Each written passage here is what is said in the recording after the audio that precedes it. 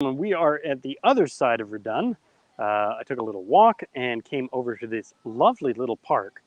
And yeah, so this is the other side of Verdun. It's quite lovely here. This is at the way at the other end of Wellington. Wellington doesn't even exist at this point. We are off Wellington. Wellington, by the way, is, for those of you outside of Montreal, is one of the primary streets here. It is the like Market Street, I suppose, or the high. In Scotland, you'd say the High Street. You know, it's where all the shops are and restaurants and all that. But anyhow, yeah, iCloud, iCloud. So um, this would be one of the biggest questions, even during my entire tenure at Apple. And at the time that I started, iCloud was not iCloud, it was Mobile Me. But things change, and as did that. And Mobile Me was originally a paid service, and iCloud became free. So it was in, I remember it was June, and I can't remember if it was 2012 or 2013, but I believe it was 20, I believe it was 20, no, it was 2013. In June of 2013, a service called Mobile Me, which was originally designed to synchronize certain information between iPhones and Macintosh, because the iPad didn't even exist yet. Most of the iPods didn't, weren't functional like that yet. So it was originally a service that would synchronize the information because the way that Apple worked at the time was that your iPhone could sync to one computer. One computer could be the master, and that was it. And actually, to this day, there are still vestiges of that. It still remains to some extent, but not nearly as firmly as it did at that time. So you would have one computer be the master. Now the problem is if you had an iPhone and you brought it to work and you plugged it into the computer at work, it would not synchronize the information from the phone back to the computer, because that would require the computer or the phone to be the master. Never. Mobile Me was a service designed to connect multiple computers and whatever iPhones. And in true Apple form, it got built into the operating system. So it was an integral part. It was not an add-on or a clunky third-party thing. It became free. It became iCloud. And during that time, all the information that was on Mobile Me, it still used the same servers, all the same backend applied, but everything got switched over to iCloud. So let me just kind of give you an idea. I'm going to show you I'm going to show you a world map. Now, these little points of color on the map are hotspots, and all these hotspots, these are not end users, these are servers. Servers being large computers that transmit information to at least one other server. They are not the end point. It's not where the branch ends. That branch forks off to other branches or goes to other places. And it's more of a web than it is a tree. So they web in between each other. The red points are the super high traffic servers. You'll notice that in South America there are more high traffic servers, and you'll notice that in the U.S. and in various places, actually more so in the U.S., that there are certain major cities where there are red hotspots, because those are the most traffic. The most traffic goes through those servers, and that there are still servers throughout, but that they are not the primary. So that is what the servers are, and that's kind of where you get, this is what forms the internet. Now, to give you an idea, way back in the day, Apple had at least 30 servers for iCloud, for Mobile Me and iCloud. Trust me, that number has gone up. I'm pretty sure they're well over 100. And these the reason that this is interesting, and any cloud service is interesting, is because these servers share information amongst each other. So they form a web of information. So if anything ever goes wrong with one place, if the power goes out, if it's struck by lightning, if anything happens, the other stations or the other places pick up the slack for it.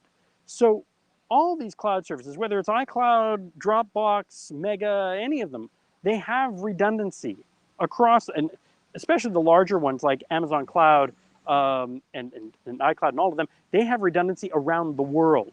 So if any one station goes down, even if the information gets corrupted, it gets checked against the general population, and it goes, hey, that doesn't look right, and it repairs itself. It's a self-healing network or self-healing mesh, which is really kind of cool. Now, your information is encrypted. Now, I've heard this one before for years. Oh, but I don't want them having my information. Okay, your information for any service, for any decent service, is going to be encrypted, even Microsoft. And yes, I rag on Microsoft because Microsoft tends to be behind the curve for a lot of these things, especially when it comes to web and servers. But I will give Microsoft their due. Yes, even they protect and encrypt their data. So there is no they. The company, yes, the company has their information. And no, the idea of iCloud getting hacked, because this is another one that comes up all the time with iCloud. But what if iCloud gets hacked?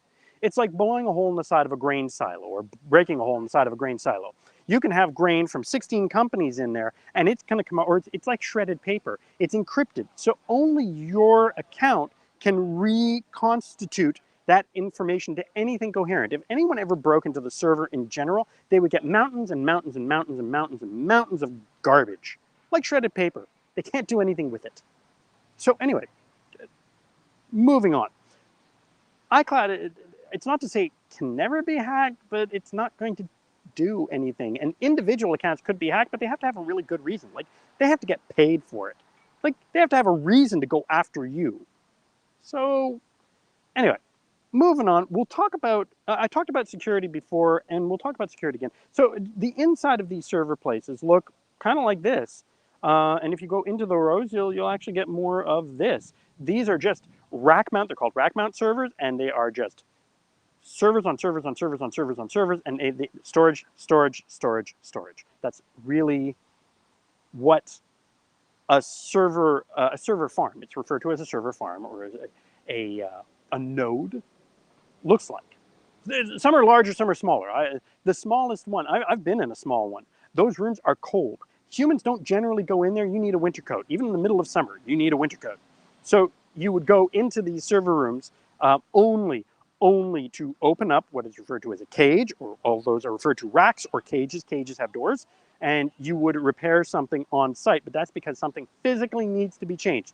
Engineers on the big ones, engineers are given a time limit, and they have to call in their changes. Like, nobody gets in there unauthorized. They have security teams just for that. It's insane. Like, these things, the amount of investment in these things is crazy. So I mentioned, sorry, so that's what the servers are, and that's what makes the physical foundation for all of this iCloud thing, or any cloud service. So let's look at what iCloud is. Now, iCloud is built into the operating system. So if we look at the iPhone, and I'm going to show you mine actually, you'll notice that my storage is quite full.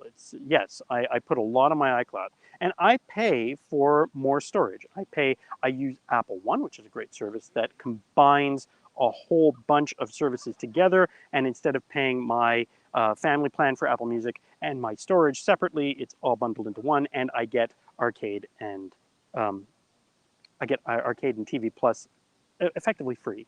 So it's a nice way to kind of bundle it up. You'll notice, by the way, that these things have things that are turned on. Now, I'm going to show you the computer version, and I'm going to show you something really important here. Despite the fact that the photo is different, despite the fact that my photo is different, but you don't see the photo in the first one, it's the same thing. They actually have the same info. Actually, there's a whole second screen here to show. And you know what? I'm just going to turn off the caption just so you can see everything.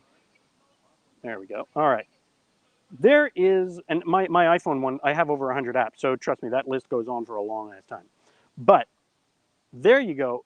My photos are turned on. So what this thing does, what this server does, is it synchronizes the information for photos, mail, contacts, calendars, reminders, notes, messages, my bookmarks in Safari, my history in Safari. It doesn't matter if I go on my iPhone. If I see a web page on my iPhone and I go, hey, that was really neat. I'd really like to look at that on my computer a little more fully.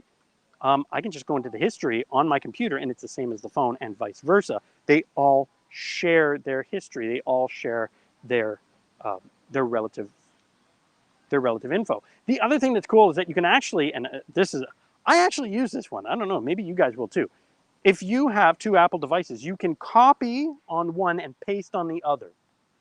If you use copy paste, you can actually copy out of, like I could go to a web page on the iPhone, pull a body of text and paste it in Pages on my iPad or on my Mac, any one of my Macs, because I've got a couple.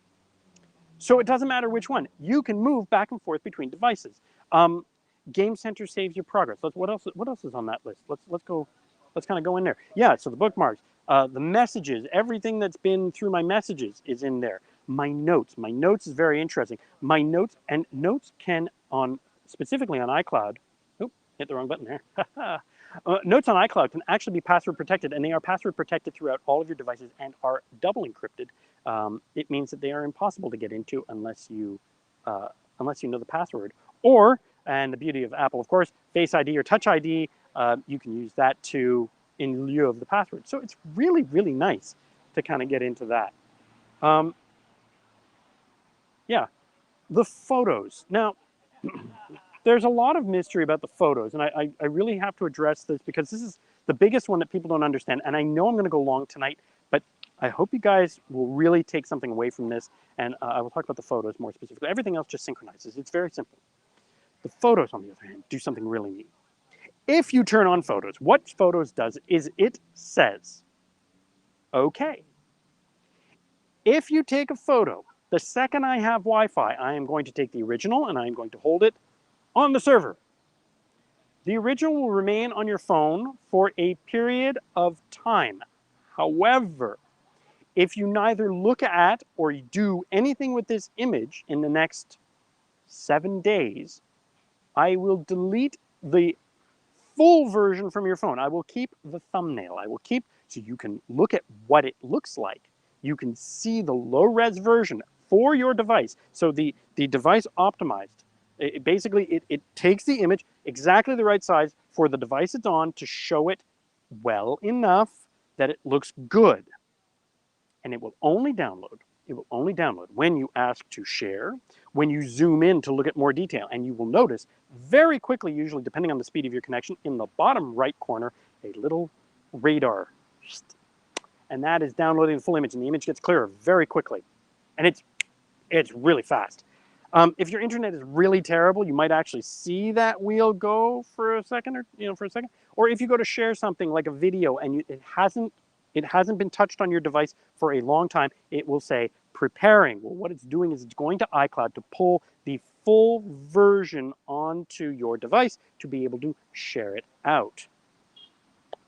The other thing that iCloud can do with photos that is really neat is that you can make local albums. I'm not going to get into local albums. What I will talk about is shared albums. You can make special albums that are designed to be shared on iCloud. Like, to be shared with other people that have Apple, and if they don't, if you want to share, if you have family members who are like, no, I don't use Apple, I hate Apple, that's okay. Don't like Apple, your prerogative. Nothing wrong with Android, nothing wrong with Windows. Tell you what, I'm going to go into the settings, I'm going to touch the little switch that says share web link. And that means that it will instantly generate a website for those pictures, not indexable by Google or any other search engine. It cannot be indexed. They will not see it. It actively tells them, no, this is private, go away. But you can share that very long, very specific link out to whomever you want, and they will be able to see and access only the photos that you have chosen to share in that shared album. So that is a really cool feature, really fun. Is there anything else that I kind of have to touch on here? So we talked about photos. iCloud Drive. Yeah, just a quick mention on iCloud Drive. iCloud Drive is basically Apple's version of Dropbox. It is a way to store files. Where do I use iCloud Drive? Just to give you an idea. So I like being able to access everything easily. So I use my desktop and documents to synchronize with iCloud Drive. I also have certain files stored there so that no matter where I go, no matter what device I'm on, if I'm on my iPad and I saved something, I know that it's in my iCloud Drive and I can pull it up on the computer. If I've worked on it on the computer, I can pull it up on the phone, the iPad, my other computer. So my server and my notebook can talk to each other very easily. My phone can go and get, so I might have information where I need to refer to some passwords, for example. It doesn't matter which device I have on me. I can easily access all of that anytime. Even my designs are saved. And that's the other thing that's beautiful is that the iOS devices, iPhone, iPad, iPod, all the apps by default are now set to save on iCloud Drive. And the reason that they do that is because if anything happens to the device, all of your files are saved and they are good and available and they will work. The other thing that's really nice about it is that I can start something on my iPad, pick it up on my computer, come back to it on the iPad, and I can have documents, for example, like Affinity Photo or Affinity Designer, which are design programs that I use, and I can work from one device to another and leverage the strengths of that device, which is really cool. So, um, anything else that's really kind of critical to cover? Keychain, yes. People ask about keychain. Find my iPhone, find my iPad, find my iPod. Pretty straightforward. You know what? I can cover that another day. It's basically location services that you can say, track my device. Keychain. The one thing I will, that I get a lot of questions on. Keychain, Apple allows you to save your passwords for websites in the operating system's keychain. It is highly secured. It is highly, highly, highly encrypted. It requires authentication to even so much as see a password. But what's beautiful about sharing it with iCloud is that you can, again, move from one device to another without having to re-enter the password every time on every device. It can remember them across the way. The other thing that it does that is really nice is the same thing with the Wi-Fi passwords. If I am given somebody's Wi-Fi password and I enter it into my iPad, the second it hits that Wi-Fi, it will share it to iCloud, and my phone can get it, my computer can get it, and so on and so forth. It can even, Apple devices can even choose to share with other devices that are on the same iCloud account. It does recognize other devices on the same iCloud account. If they are on the same iCloud account, you can share over Bluetooth. So it can go, do you want to share this with the phone? Yes. Done. Guys, that was a whole lot. Oh, now here is a fantastic question. Can you connect an Android device to an Apple device? Yes, you can. iCloud is not, iCloud is an Apple service, and it does obviously favor Apple devices. If your iPad, if your there, sorry, okay. Windows has a download that you can go and download and connect for certain things, not everything. Like you cannot have the keychain, it's not built that way. However, you can absolutely share your photos, have your email account, your contacts, calendars, and all of this. This can be shared with Windows machines. Android is a little trickier. You can have the email account. The other trick is that you can actually um, go to the website iCloud.com and access it as a desktop site, and you can go on and access the contacts, calendars, and all of that. And I do believe that they allow a certain amount of synchronization with Android, but it's a little trickier to set up, but it is doable. So that is a fantastic question. Oh, that was, by the way, Deb, who wanted to know, can you connect an Android to an Apple device? Depending on how you want to connect them, but yes, you can. Apple, the common misnomer with Apple is that Apple only plays with its own. Apple is actually wildly compatible, and all of it in the back. And I could explain this more thoroughly in another live or another episode, or even just kind of offside. They're all based on Unix, which is what basically military and internet service providers, and it's basically like the most stable operating system on the face of Gaia's green Earth.